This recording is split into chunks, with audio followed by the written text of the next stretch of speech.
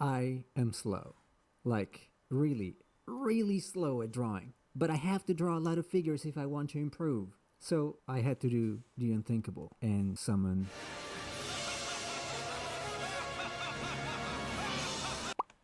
Okay, well, maybe not this stickman, but really, let's see how to turn this into something usable that's gonna make gesture drawing easy, fast, and useful to your growth. Let's go. So, we start with the concept of a stickman, but we really need proportions here, and we also need landmarks. We want to keep track of the hips as well as the tips of the shoulders, and we need to be aware of where the joints bend. Then we can use some sticks or triangles for hands and feet. So how about this? Yeah, that's a pretty good start, but it's still kinda stiff, and it doesn't cover the two staples of gesture drawing, which are weight and action.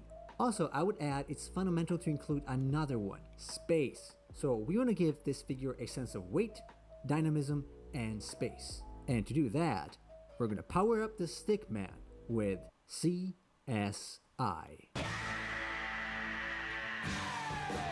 No.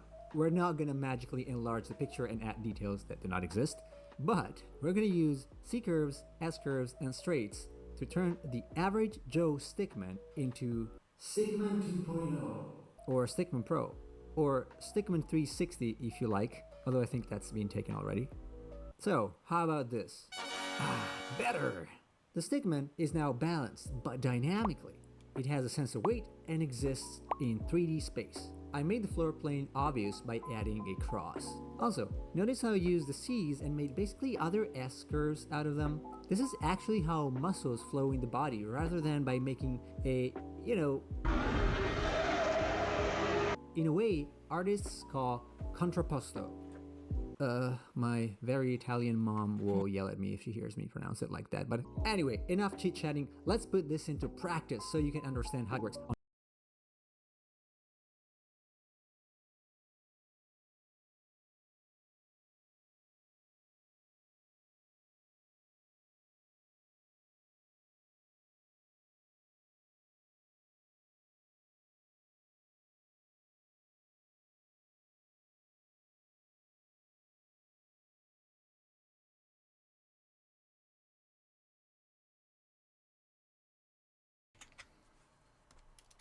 On actual reference.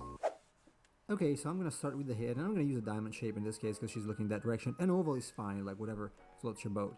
Then I'm gonna do a slightly curved C for the neck. I'm gonna find the shoulders, and then for the body, I'm gonna try to guess or get this basically an S curve because I want the body to look like it's twisting. I'm going to accentuate ever so slightly because I don't want it to be too stiff. And I'm going to find the tips of the shoulders. I'm going to draw my arms, again, trying to keep everything as dynamic as possible. And as you can see, I'm not really using any straight here. I'm just going with very dynamic lines. I'm going to find the hips. And I probably want to push them a little further because of the curve that I made. Then, the weight-bearing leg is her left, which is right below the head. So I want to keep that, and I'm gonna just leave a little landmark there. I'm not really concerned about measurements here, but if you want to do that, it's about halfway from the bottom of the hips, so it's somewhere about there. And then I'm gonna go ahead and use another S curve here, and maybe she's tiptoeing, so something like that. I'm gonna mark the knee, and then the other leg doesn't really have any weight, so I'm gonna invent a little bit here. I'm gonna use an S curve for the femur or for the thigh, and then go back here and a straight for the foot. And that's pretty much it.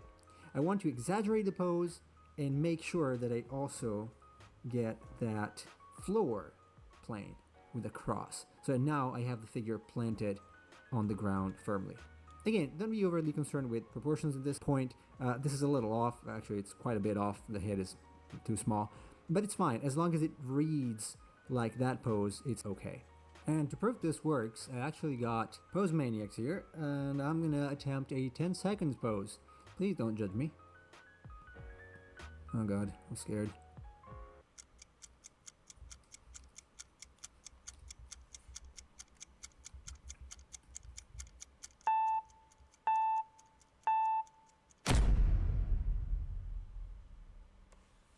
Of course, you're gonna find that this is really not enough for longer times. Like if you go up to 1 minute, this is gonna start showing its limits. So I recommend building on top of it. For example, you can start adding some volumes, like say loops around shoulders or hips to strengthen the orientation, more loops around the limbs as well, maybe your rib cage. And yeah, it's probably not the best method to tackle for shortened poses, but you could also argue that because you can see through the pose, you actually have a better idea of how it behaves in 3D space.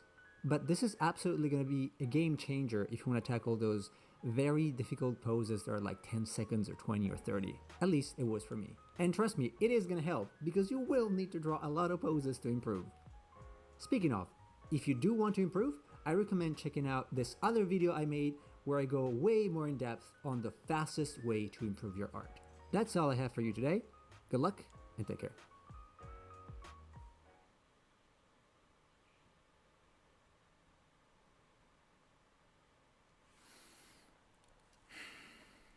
I would X up.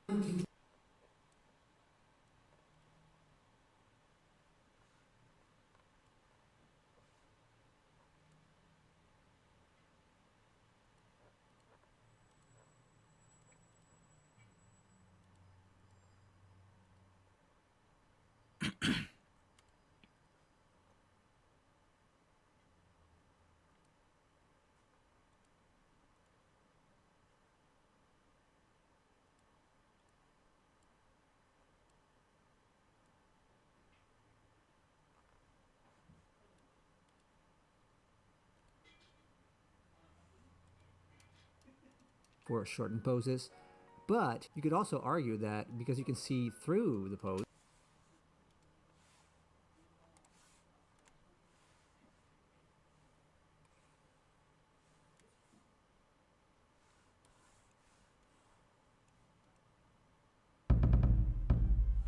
There's a reason why gesture is in figure drawing, and it's because it is a very core portion. So let's talk about that. Gesture applied to figures. Even though gesture drawing and figure drawing are technically separate, gesture is what makes a figure feel loose and natural. Gesture is within figure drawing. It's not just a separate thing. It's not just a whole other technique that everybody gets to use just because they can. Gesture is what makes a figure feel loose and natural. It's why when you see figure drawing, they feel natural, they feel realistic, they feel like they have weighting to them, right? And usually you want that sort of weighting. If you don't have gesture, and you just have structure, everything will feel very, very robotic. And you don't want that. You want to make sure that everything still feels like natural. So that's when gesture comes in, and gesture creates that movement. It helps keep your movement alive. Right? Gesture is in all of your figures. When your gesture is put together with figures, it'll create loose and natural looking poses. Figure drawing is a combination of form and gesture. So we need both within all of our figures in order to create a nice and natural looking piece. So you can think of your gesture as the movement. You can think of your form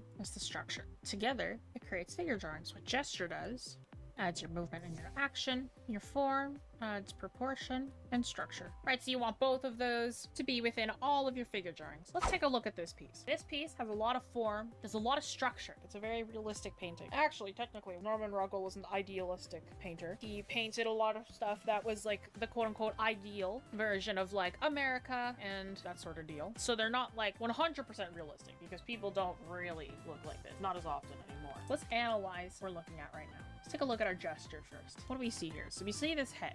So let's say we've got the head here, right? We can analyze, find the cranium. So you've got the shape of our head in there, built in nice and strong. But now we want to find our gesture. We want to find our line of action. So this line of action, again, where our line of action starts is kind of at the back of the head or where the spine starts, and then to where the most weight is being applied, which is right here at the tip of her foot. So if we took this arch of the back here, comes forward toward the pelvis and down to the tip of this toe. That's our line of action, a nice smooth S curve that goes throughout the entire pose. Nice and smooth, nice and elongated, right? It moves throughout the entire figure that we're looking at. Let's find this other movement though. So kind of like what I just mentioned, we want to find somewhat approximately where the rib cage is, right? So right here-ish. Remember, this line kind of follows the spine, so it makes sense for it to be kind of in the back here. Keeps moving down, we can kind of see the pelvis based on this leg, probably ends off here based on the measurement of the calf to this leg, right? The measurements should be equal, so we can estimate that the pelvis is kind of right here-ish. And we can use just another line, triangle for the foot.